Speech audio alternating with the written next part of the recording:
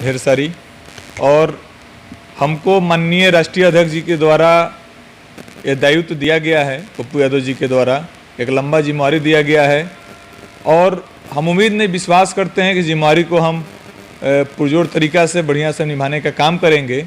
हमारा प्रयास है कि हमारा संगठन जिला से लेकर प्रखंड से लेकर पंचायत स्तर तक पहुंच जाए, क्योंकि हम एक पंचायत चुनाव जीत के आए हुए हैं, हम जिला पार्षद सदस्य भी हैं वर्तमान में, और हमें मालूम है कि संगठन का काम किस तरीके से करना है, कैसे नौजवान को जोड़ना है, कैसे यूथ को जोड़ना है, और सबसे बड़ा चीज़ है यूथ के हर एक वो मुद्दा जो है आज सब लोग को जो जहन में है, उस मुद्दा पर हम लोग लड़ने का काम करेंगे। विगत अगले 22 तारीख को परसों पार्टी के द्वारा अग्निवीर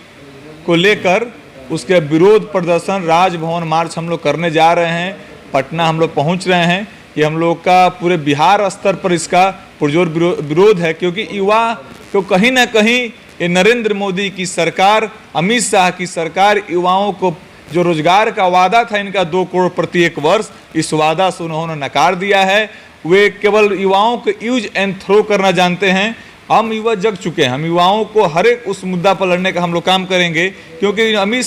नरेंद्र मोदी जी कहे थे इसी सीवान जिला में अगले बार हम चीनी का चाय पिएंगे, लेकिन देखिए दुर्भाग्य रहा है कि चीनी मिलवे पी गए हैं लोग। इस सब मुद्दाओं पर हम लेकर हम पुरजोर तरीके से लड़ाई लड़ेंगे। अरविंद जी, आप सबसे कम उम्र में जिला परिषद बनने वाले आप नेता हैं, और पहला बार आप चुनाव लड़ रहे थे, लेकिन जनता आप पे विश्वास जताई, आपको जिला परिषद चुन दी, क्योंकि जनता को लगता था कि ये अरविंद जी हम लोग के समस्या को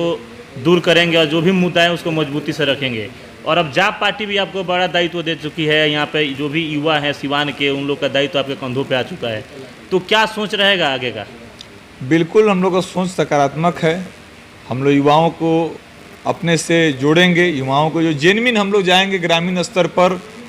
युवाओं के बीच हम लोग संवाद स्थापित करेंगे। युवाओं को ज़रूरत की जो चीज़ है, जो युवा चाहते हैं, उस बिंदु पर हम लोग केंद्र सरकार हो या चाहे कोई सरकार हो, इसके खिलाफ हम लोग को लड़ने का अगर ज़रूरत पड़ेगा तो हम लड़ाई भी लड़ते आए हैं युवाओं के लिए। चाहे रोज़गार का सवाल हो, चाहे शिक्षा का सवाल हो, चाहे स्वास्थ्य का सवाल हो, चाहे जेपी यूनिवर्सिटी का सवाल हो, चाहे पटना यूनिवर्सिटी का सवाल हो, इन सवाल पर हम लोग लड़ते आए हैं। लेकिन बड़ी जिम्मेवारी मिली है। हम पहले तो हम पार्टी का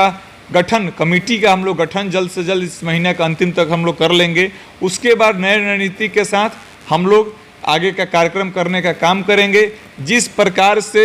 इस जो 8 साल से सरकार जो है, उस सरकार ने युवाओं के साथ धोखा देने का काम किया है, उस धोखा के खिलाफ और सिवान की धरती, राजेंद्र प्रसाद जी की धरती से आगाज होगा और हम लोग पुरजोर तरीके से लड़ाई करने का काम करेंगे। अरविंद जी, रोजगार सबसे बड़ा मुद्दा बना हुआ है बिहार में, और उसी को लेकर दिखाया भी जा रहा है टीवी चैनलों पे के उप मुख्यमंत्री जो बने हैं यहाँ पे तेजस्वी यादव, उनका क्या नाम था कि 10,000 लोगों को रोजगार देंगे, और 10 लाख लोगों का, और अभी देखा जाए तो कुछ दिन के अंदर अलाउंस भी होने वाला है, बहाली भी निकलने वाली है, तो क्या युवा से अपील कीजिएगा आप? देखिए, पहला चीज़ तो माननीय उप मुख्यमंत्री जी, माननीय मुख्यमंत्री जी के द्वारा ऐलान किया गया है 10 लाख रोजगार का जो भी है, लेकिन जो लोग ये कह रहे हैं, मांग कर रहे हैं, हम उनसे पूछना चाहते हैं, पहले वो लोग तो 2014 में जो आए थे उनसे पूछे कि 2 करोड़ रोजगार कहाँ गया। अगर 2 करोड़ रोजगार प्रत्येक वर्ष देते तो 8 साल हो गया, 8 साल में 16 करोड़ हो जाता, कम से कम 1 करोड़ देते तो 8 करोड़ रोजगार होता। जो लोग सोशल मीडिया पर उछाल रहे हैं, अरे नवनिर्वाचित मुख्यमंत्री उप मुख्यमंत्री बने हैं, शुभकामना है और हम लोग उम्मीद भी करते हैं, लेकिन देखना अगर नहीं करेंगे तो हम लोग इनके खिलाफ भी लड़ने का काम करेंगे, क्योंकि हम नौजवान से जुड़े हुए हैं। हम लोग जो लोग धोखा देने का काम करते हैं उनके खिलाफ हमारी लड़ाई पहले से भी रही है। इसी विश्वास क्षेत्र के जनता के द्वारा हमें नवनिर्वाचित किया गया, जिताने का काम किया गया। हम किसान के सवाल पर, नौजवान के सवाल पर हम शुरू से लड़ते हुए आए हुए हैं। आगामी अब लोकसभा के चुनाव आने वाले हैं 24 में, और देखा जाए तो आप एक संघर्षशील नेता भी हैं, हमेशा संघर्ष करते रहते हैं आप, तो पार्टी का क्या दायित्व रहेगा यहाँ पे आपके लिए, क्योंकि आप बहुत ज़्यादा विश्वास किए हैं पप्पू यादव आप पे, क्योंकि उनको अभी ज़मीन तलाश कर रही है पार्टी, जा पार्टी अपनी, तो कैसे ये कमी को दूर कर पाइएगा आप? देखिए, हम लोग संगठन का काम करेंगे, कोई हमारे मन में ऐसा कोई मनोकांक्षा नहीं है। हम जिस पद पर हैं उसी पद पर, और हम चाहेंगे कि हमारी पार्टी हर घर तक, हर दरवाजे तक इसका पर्चा पहुँचे, इससे लोग जुड़ें, क्योंकि ज़मीनी स्तर पर जब बात आता है, सिवान में किसी बहन के साथ कोई दुर्व्यवहार होता है तो पप्पू यादव खड़े होते हैं, कहीं मर्डर होता है तो पप्पू यादव खड़ा होते हैं, कहीं हत्या होता है तो पप्पू यादव आते हैं। अनगिनत घटना है सिवान में जो पप्पू यादव जी आकर यहाँ पर लोगों का मदद करने का काम करते आए हैं। तो इन तमाम भावनाओं को लेकर हम लोग जाएंगे लोगों के बीच में, डोर टू डोर पार्टी के बारे में बताएंगे। लोग ऐसे जानते भी हैं और इसी माध्यम से हम लोग विस्तार करेंगे। और रही बात, यहाँ पर पार्टी तय करेगी कौन चुनाव लड़ेगा नहीं लड़ेगा, कौन आगे लोकसभा लड़ेगा विधानसभा, पार्टी के ऊपर सर्वस्वी पप्पू यादव जी पर है। एक चीज़ है कि पप्पू यादव का जो कार्य करने का जो तरीका है वो जनता को भाता भी है और उनके विचारधारा से सारे लोग सहमत भी हैं, लेकिन जब वोट करने का समय आता है तो उस समय सारे विचारधारा लोग भूल जाते हैं। देखिए, तो चुनाव है, चुनाव में जनता मालिक होता है, जनता जनार्दन को तय करना होता है और जनता गलत चुन लेती है, जिसका परिणाम अब देखने को आपको मिल रहा है। जो मधेपुरा से जहाँ से पप्पू यादव जी सांसद थे